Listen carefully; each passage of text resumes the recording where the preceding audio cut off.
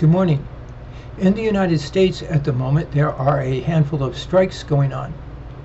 One of them is in the auto industry and another is in the hospital industry. This is right down our alley. This is everything we've been talking about. A young man who's making $20 an hour working in a warehouse in the auto industry really isn't complaining about how much money he's making. He's actually making a great deal of dollars.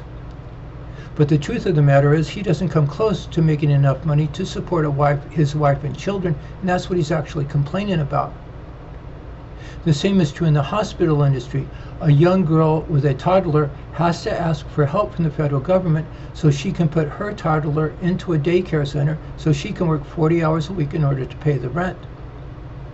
If that young girl has a teenage daughter, that teenage daughter now, instead of playing tennis on the weekends, which is her time in life, it's her time in life to do those sorts of things, now finds herself having to get a part-time job to help her mother pay for the electric bill. It doesn't work out, and it's not going to work out. We live in a peasant and property class society now. One of the words for this is called individual rights, and the opposite of this is called home economics, or God and country, and it's home economics that we're standing up for. Let me remind myself, home economics is when the married couple, our married couple, the Yankee married couple, is viewed as a basic economic building block. That's how we get a detached house, from the 1950s United States, intentionally designed to pull that family out of poverty and into plenty. So I picture a detached house from the 1950s. I go off to the side and I picture farming and mining, and above that manufacturing, and above that wholesale, retail, and repair, and above that retirement, education, and recreation. And then the priests and doctors and lawyers form a kind of lattice. And that's enough for me. I put parentheses around it, and I call it home economics. It has rules. The people who do the producing have to do the consuming and those sorts of things. And now picture a young couple in that living room of that house, and they're trying to decide between buying a couch or 2 recliner chairs.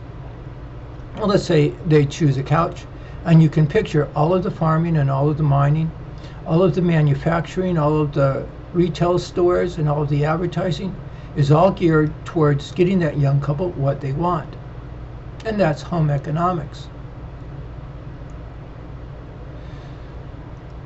Let's use one of our drills now. We'll use the fireman drill. The fireman drill is when we work as a public administrator. We have a job as a public administrator, and the mayor calls us in, and he says, I want to know how much to pay the firemen. Please go out and find out for me.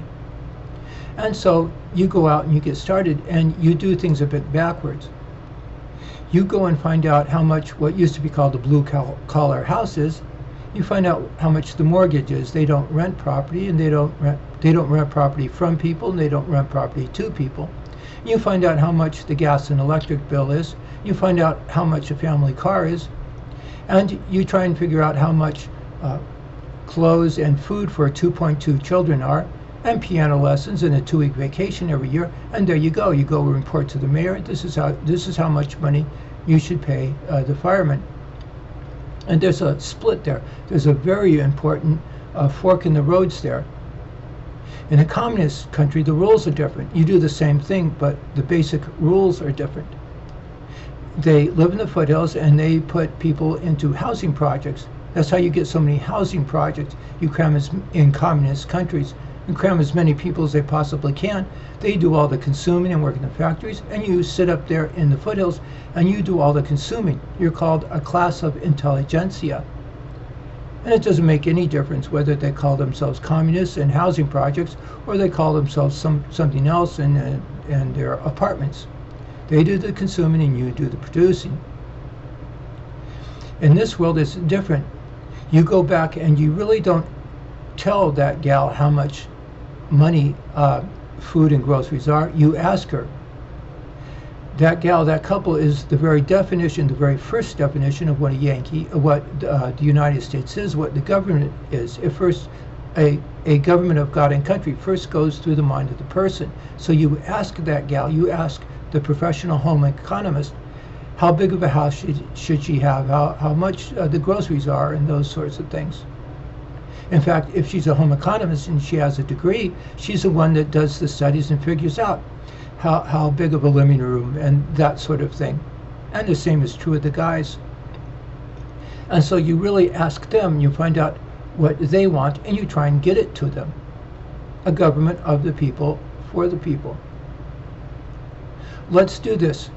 Let's turn things around. If you're listening to this and you're a gal and you work in the hospital industry, you have a teenage daughter or a child in the daycare center, put yourself, do a bit of acting and act as if you are in the role, put yourself in the role of a 1950s American housewife. And then you ask yourself, how big of a budget do you need? How much money do you need to come across with food and clothing and the electric bill and piano lessons and tennis racket for you? You're the one that should be out playing that silly tennis tournament they have every year, remember? It's professional people and professional jobs and amateur athletics. And if you can, call in and let us know. The same is true with the guys. You don't ask, how much money do I make? Instead, you ask, how many hours do I have to work in order to come up with a budget? People who were in your shoes in around the 1970s made a fraction of what you do, but in reality, they made 10 times more than what you did because they made more than enough to pay the bills. Kids were cheap in the sense that it didn't take much money to put shoes on their feet. And that was a saying at the time. Things were set up that way. Things have to be deliberately set up that way, and they're not anymore. Let's end this anecdote. You better, hopefully you'll start listening to this. Somebody better start joining this gang in the playground and start speaking up. So speak up if you would, please. We shall see you in the other anecdotes.